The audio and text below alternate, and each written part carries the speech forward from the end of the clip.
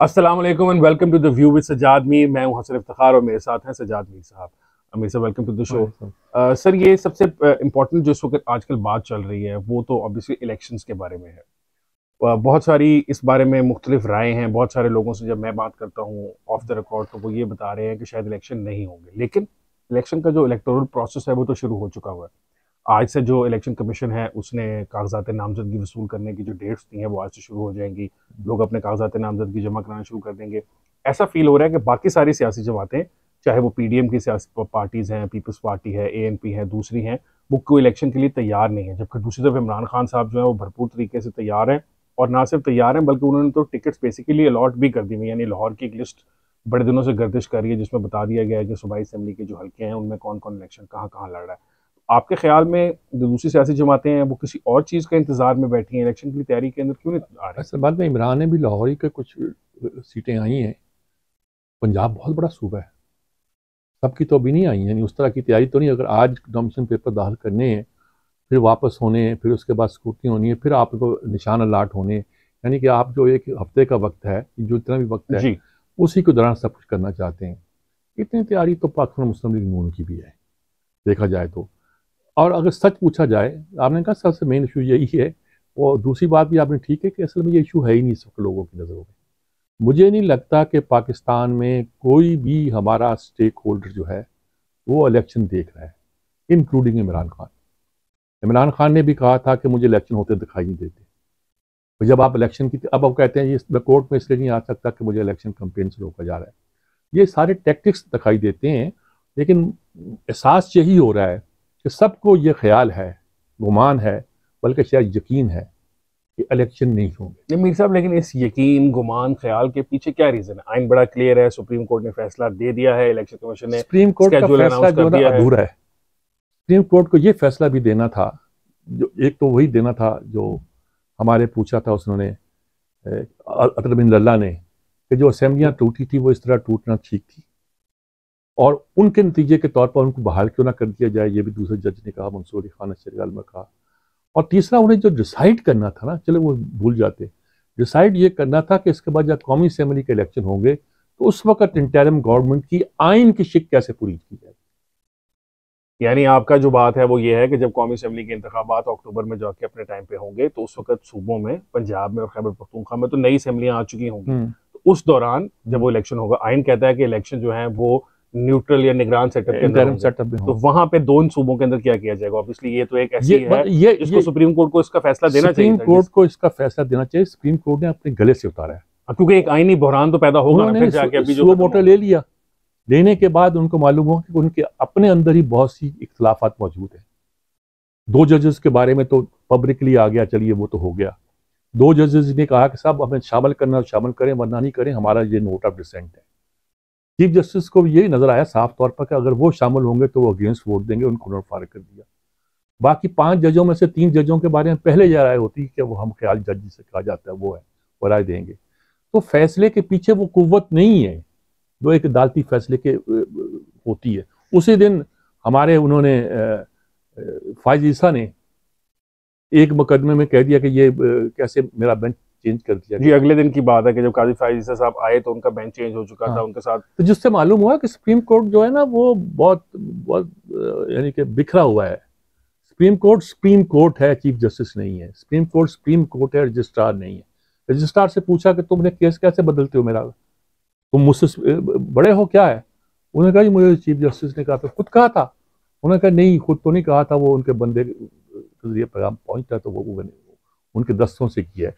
तो ये सारी सूरत हाल जो है कि सुप्रीम कोर्ट की भी जो कुव्वत नाफिजा है ना वो भी बहाली नजर रहनी चाहिए कि किस हद तक वो काम कर नहीं। लेकिन सर ऐसा फील भी होता है ना, जो सारी बातें आप कर रहे हैं कि जो सोसाइटी के अंदर पोलराइजेशन इस वक्त है, एंटी इमरान खान और प्रो इमरान खान, वो नेचुरल बात है ना कि फिर इदारों के अंदर भी आ गई और फिर इसी तरह सुप्रीम कोर्ट के अंदर भी ऐसी चीज आ गई होगी। अदारों को खैर जवाबदार रहना चाहिए था सर, इन थ्योरी में रहना चाहिए। लेकिन दूसरी बात ये ना कि जो एस्टेब्लिशमेंट से कहते हैं, जिसे हम फौज का दायरा कहते हैं, उसमें तो अगर वो उन्होंने कहा कि हम अपोलिटिकल हैं, लेकिन जो कुछ होता रहा है जिसका एतराफ़ किया बाजवा ने, उसको अनडू करके कुछ चीज़ें गले पड़े जाएंगी। सर ये बड़ी अच्छी आपने बात की है। ये बहुत सारे मुस्लिम लीग नून के लोग जब आप उनसे बात करते हैं तो वो ये कहते हैं कि इन्होंने जो इमरान खान साहब को ताकत इवन फील्ड और दबाव दिया, नहीं, हाँ वो नहीं बात कह रहे हैं कि वो जो दिया हुआ था अब उसको मतलब उसमें से जो सपोर्ट उससे उनको फायदा हुआ उसको अंडू, जिस तरह आपने कहा अंडू करने की भी जरूरत है, अंडू, लेकिन सर ऐसा रियलिटी में होता नहीं ना। नहीं, अंडू उस माने में नहीं है। मतलब आप कहते हैं हम दखल नहीं देंगे, आप खुद एट स्टेक है। आप ये सूरत हाल थी कि बाजवा साहब ने के खिलाफ इन्होंने कहा था उसको डिनोटिफाई ना कर दें, वो जाके सब लोगों ने रिपोर्ट कर दिया। बंदे तो ऐसे ही उसके साथ जो रिपोर्ट कर देते हैं। और अब ये कि नए लोग क्या सोचेंगे कि ये आते ही क्या करें, क्या इकदाम नहीं करें, कोई इतबार करेगा उन पर? मैं ये भी सोचता हूँ कि इमरान को गिरफ्तार क्यों नहीं किया जा रहा। लेकिन जो मुस्लिम लीग नून का कोर वोट बैंक है वो तो इस वक्त ऐसा लग रहा है कि वो ड्विंडल हो गया है, घर में बैठ गया है। महंगाई का उस पर इतना ज्यादा, और सिर्फ मुस्लिम लीग नून को तो नहीं महंगाई ऑब्वियसली हिट करी, सबको करी है, लेकिन मुस्लिम लीग नून का वोटर जो है वो अपनी लीडरशिप को इस बात का जिम्मेदार समझता है कि इस महंगाई के बहुत जिम्मेदार है। तो यहाँ पे शायद ये बात नुकसान आपकी ठीक होगा। है, लेकिन वो समझता है कि अगर इलेक्शन करा देते फौरन या ये जिम्मेदारी अपने कंधों पे ना उठाते तो इमरान तो ख़त्म हो चुका था। ये उनकी नज़र में है। यानी ये नहीं को समझते कि इमरान ठीक है और हमारी लीडरशिप में जी, वो यही कहते हैं कि जो फैसला था अप्रैल में हुकूमत देने का वो गलत था, अगर आपने ले ली थी तो फॉरेन इलेक्शन में चले जाते, हाँ, ताकि नए ये मैंडेट कहते के हैं साथ कि ये सारे फैसले किए हमें जाते। मजबूरन इसलिए लेना पड़ा कि मुल्क डूब रहा था, मुल्क की मईशत डूब रही थी। ये इनकी दलाइल हैं। लेकिन देखिए, मैं दूसरी बात कहता हूँ कि अगर ये लगता ये है कि इमरान ही आ रहे हैं और बाकी पार्टियां बिखर चुकी हैं, तो ये भी इमरान के खिलाफ बहुत बड़ी एक बात जाएगी कि बहुत से स्टेक होल्डर नहीं चाहते होंगे कि वो आए। अच्छा, कुछ लोग कहते हैं फिर इमरान को गिरफ्तार क्यों नहीं किया जाता, क्या उसकी पॉपुलर से डरते हैं? ऐसे भी अंदाजे हैं कि लोग कहते हैं कि इंटरनेशनल एस्टेब्लिशमेंट का दबाव है, लोकल एस्टेब्लिशमेंट का नहीं। वो कहते हैं इंटरनेशनल एस्टेब्लिशमेंट का कैसे हो सकता है, अमेरिका तो उसके हक में नहीं हो सकता, बाहर जो नज़र आता है। वो कहते हैं ये तो बरतानिया की पैदावार थी, बरतानिया प्रोडक्ट था, प्रोडक्ट इमरान जो है बरतानिया की थी। कुछ दलाइल दी जाती हैं, पुराने वाक़यात बयान किए जाते हैं, जो पैगाम दिए गए उसका जिक्र भी किया जाता है। तो वो कहा जाता है कि नहीं, असल में ये बरतानिया का एक दबाव है और हम अमेरिका इसमें नहीं है। हम इस दबाव को कब, दबाव तो नहीं है, एक तरह की सिफारिश है, जो भी कहा जाता है कहा जाए। ये सारी बातें अपनी जगह दुरुस्त हैं, लेकिन खुलासा इन सब सारी गुफ्तगू का ये है कि हम बुरी तरह फंसे हुए। जी सर, हम बुरी तरह फंसे हुए हैं। इमरान खान साहब जिस तरह केसेस में बुरी तरह फंसे हुए हैं, उनके ऊपर वो उन्होंने खुद भी उस दिन बताया था कि मेरे ऊपर 76 केस हैं, उन बहुत सारे केसेस की तकरीबन समाअत होती है। आज फिर एक केस के अंदर उनके नाकाबिले जमानत वारंट पे गिरफ्तारी जो है वो जारी हो गए हैं। केस जो है वो जो जज थी जेबा चौधरी साहिबा, उनको जो इन्होंने धमकियां में उनके बारे में गुफ्तगू की थी, इवन दो उसके बारे में वो माफ़ी भी मांग चुके हैं, लेकिन वो केस चूंकि चल रहा है उसमें पेश नहीं होते। और अब जज साहबा ने अच्छा, कहा कि अब बात इनको आपकी गिरफ्तार ठीक है। करके लेके आए। देखिए, बात आपकी ठीक है, 76 केस होंगे, उनमें से बहुत सारे केस ऐसे होंगे कि आम आदमी के खिलाफ हो तो उसको सजा हो सकती है, और हो सकता है कि इमरान के खिलाफ वो बिल्कुल नॉन इशू के केस हो, छोटे केस हों। मसलन फ़र्ज़ किया हंगामा हुआ, अगर हंगामे में इस पर केस बना, अगर एक आम आदमी बनता है तो उस पर भी बनता है, फवाद चौधरी बनता है, दूसरा भी बनता है, तो बन गया होगा। लेकिन 3 केस ऐसे हैं जिसको इमरान को क्लियर कराना चाहिए: तोशे खाने का, फॉरेन फंडिंग का, ममनुआ फंडिंग का, और तीसरा टेररिन का, बेटी का। ये केस जब तक वो फेस नहीं करते, इसको क्लियर नहीं कराते, मेरे ख्याल में उनके लिए प्रॉब्लम ही रहेगा। सर, ये एक टायरिन वाला केस जो है वो तो इस्लामाबाद हाई कोर्ट में भी इस बात पे डिस्कशन केस चल रहा है कि क्या ये मेंटेनेबल केस है भी या नहीं। तो ऑब्वियसली इसके ऊपर खान साहब के जो वकील हैं वो दलाइल दे रहे हैं। मेरे ख्याल आज भी हेयरिंग जो थी उसके अंदर यही था कि उन्होंने खान साहब के वकील बुकला ने मजीद वक्त मांगा है कि हम इसके ऊपर मजीद कुछ दस्तावेजात जमा कराना चाहते हैं। तो वो केस जो है वो तो एक तरफ है। दूसरा आपने बताया फॉरेन फंडिंग का और तोशा खाना का केस। खान साहब के जो सारे साथी हैं और ऑब्वियसली पाकिस्तान तहरीक इंसाफ के सपोर्टर्स जो है वो बड़ा अच्छा वैलिड सवाल पूछते हैं। वो ये कहते हैं कि जो फॉरेन फंडिंग है सिर्फ इमरान खान की पार्टी की, तो चूंकि वो सब ठीक है, रिकॉर्ड्स आपके निकल आए। लेकिन जाके क्लियर कराए ना, वहां से पेश क्यों नहीं हो रहे? सर वो यही कह रहे हैं ना, तीनों केसों में असल बात है, जिसमें एक में चार्जशीट होना, उन्हें वो पेश नहीं हो रहे। देखें, एक तो कहते हैं अदालतों की बालादस्ती, कानून सबके लिए होना चाहिए, बड़े आदमी के लिए भी, छोटे आदमी के लिए भी। अब ये तो नहीं हो सकता कि इमरान के लिए कानून हो कि वो ना पेश होंगे, ना अदालत किसी बात का जवाब देंगे। नहीं सर, वो ये कह रहे हैं सॉरी, नहीं, कह तो रहे हैं, लेकिन इनका जवाब तो अदालत को देना उन्हें जाके। वो कह रही है अदालत, मतलब नहीं, कहना घर बैठ के कहना तो कुछ कहना नहीं होता ना, कि कहीं तो जवाब देना ना। आखिर नवाज शरीफ ने भी इतनी पेशियां भुगती और सजा भी भुगती।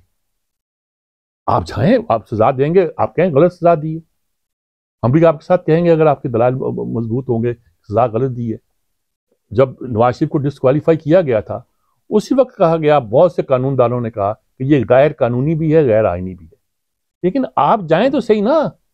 आप पर केस है कि आपने तोशा खाने से गलत तरीके के साथ लिए और उनको बेचा, या आप पर है कि आपने ऐसी फंडिंग ऐसी की कि गैर मुल्की कवानीन के तहत आपने चैरिटी के नाम पर पैसा लिया और ट्रांसफ़र किसी और नाम पे हुआ, जहाँ आप पे इल्ज़ाम है कि आपकी बेटी का आपने शो नहीं किया, तो आप पेश हो जाएं। कोर्ट जो है वो हो सकता है कि दूर जाके इनको फेवर भी करें, इन पे कोई इल्ज़ाम लगे, कोर्ट फेवरेबल है इनके लिए। फेवरेबल कोर्ट्स में भी जब पेश नहीं होती है तो फिर सवाल ये है फिर क्या मसला नहीं, है? लेकिन मीर साहब वो ये कह रहे हैं कि एक पॉपुलर मकबूल लीडर जिसको अवाम पसंद करती है, अवाम इलेक्ट करना चाहती है, उसके खिलाफ कोई इंसाफ का तराजू नहीं, उसका उसके आप ये कह रहे देखिए 76 केस तो आप कह सकते हैं, मैं 3 केसों की बात करता हूँ, उसके खिलाफ इंसाफ नहीं होना चाहिए। आपका ख्याल है जब नवाज शरीफ आया केस चला था, मकबूल आदमी था वो, आप सेंट्रल पंजाब में नवाज शरीफ को छेड़ नहीं सकते, खंबे खड़ा कर दे वो इलेक्ट हो जाता था। उस वक्त आपने उसको निकाल दिया, उसने एक एक पेशी भुगती, सुबह यहाँ से जाता था लाहौर से कई बार जाके वहां पेशी भुगता था, भुगती ना, और उसके नतीजे के तौर पर हुआ। अब उसके पास अगर नहीं है कोई बयानिया जिसको बयान कर दे तो वो दूसरी बात है, यानी कि पॉलिटिकली अगर उन्होंने लूज किया दूसरी बात है, लेकिन फेस तो हर आदमी को करना चाहिए, इनको भी करना चाहिए, जरदारी को भी करना चाहिए, शहबाज शरीफ के खिलाफ केस है वो करना चाहिए, और खुद इनके खिलाफ केस है तो वो भी करना चाहिए। अगर नहीं करेंगे तो मेरा ख्याल में ये इनके लिए ठीक नहीं होगा। नहीं, वो ऑफर तो कर रहे हैं ना खान साहब कि मैं अदालतों में पेश होने के बजाय घर से वीडियो लिंक के थ्रू पेश हो जाता नखरे छोड़ दें ना, सर उनको सिक्योरिटी का भी तो क्या सिक्योरिटी का प्रॉब्लम है? आप निकलते हो बाहर, जब कोर्ट में जाते हो तो आप 2000 बंदा लेके जाते हो, कह दो अपने बंदों को कि आपने नहीं आना, सिक्योरिटी के हिसार में जाओ, सिक्योरिटी के हिसार वापस, वरना गिरफ्तार करके वो बहुत सिक्योर तरीके से आपको ले जाएंगे। देखिए ये देखिए ये बात ये नहीं चलेगा, पेश होना पड़ेगा आपको, और पेश होके आपको अपने आप को क्लियर कराना पड़ेगा। अगर आप क्लियर नहीं करवाते तो आपके लिए जिंदगी भर के लिए ये जो है ऐसी बात रहेगी जिसका आपके पास जवाब नहीं होगा, ना तारीख के पास जवाब होगा। तारीख भी तो आखिर कोई मौरख लिख रहा होगा आने वाला, कोई बता रहा होगा क्या हो रहा क्या। इमरान को इन केसों से क्लियर होना चाहिए। वैसे तो आप तौहीन करते रहते हैं, अदालत की भी करते हैं, अदालत माइंड नहीं करती। आपने इसकी इलेक्शन कमीशन की 20 बार की है, आखिर जाकर उन्होंने आपको नोटिस दे दिया कि बहुत हो गई, इनफ इज इनफ। आप और बहुत कुछ करते हैं जहां नहीं पेश होते, आप ऐसे बयान देते हैं जो यकीनी तौर पर आपने उस वक्त बयान दिए फौज के बारे में जबकि हमारे यहाँ पकड़ लिया था उन्होंने शहबाज गिल को और फवाद चौधरी को, आपको क्यों नहीं पकड़ा? फिर उसको इतनी जल्दी छोड़ क्यों दिया? ये भी मैं सोचने पड़ा हुआ हूँ, कौन है पीछे? सोचने की बात है, क्यों छोड़ दिया 4 दिन के बाद, 5 दिन के बाद?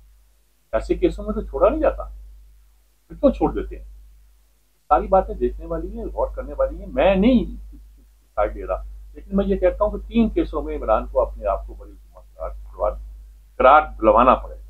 सर वो ये फाइनल मेरा आपसे क्वेश्चन है कि वो पाकिस्तान तहरीक इंसाफ वालों का ये कहना है कि असल में ये 3 केसेस जो हैं ये वो इलेक्शन जो आप जिसकी बात कर रहे थे कि होता नजर नहीं आ रहा, उसका रास्ता रोकने के लिए हमारे को चलाए जा रहे हैं। बेटी इलेक्शन की वजह से पैदा किया हुआ है। नहीं वो क्या सवाल पूछ रहे हैं आप?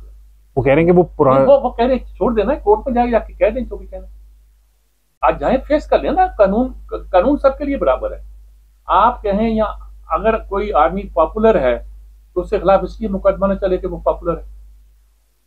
नहीं, कानून ऐसा तो ऐसा नहीं है, ऑब्वियसली कानून तो सबके लिए बराबर होता है। इमरान खान साहब खुद बार बार इसकी गर्दान करते रहे कि जो कानून सबके लिए हो। ये बहुत जरूरी है कि अपने ऊपर लगने वाला, अपने ऊपर उठने वाला हर चींटा जो है उससे दामन को साफ। लेकिन भी सब सियासतदान यूजुअली इसके बारे में ये कहते हैं कि हम अवाम की अदालत में जा रहे हैं, हम अवाम की अदालत यानी कि इलेक्शन में जाएंगे, वहां से अवाम फैसला करेगी कि सच क्या है। जाने से पहले कुछ शराइत होती है, 262 और 63 दुनिया के महज़ब मुल्कों में देखा जाता है।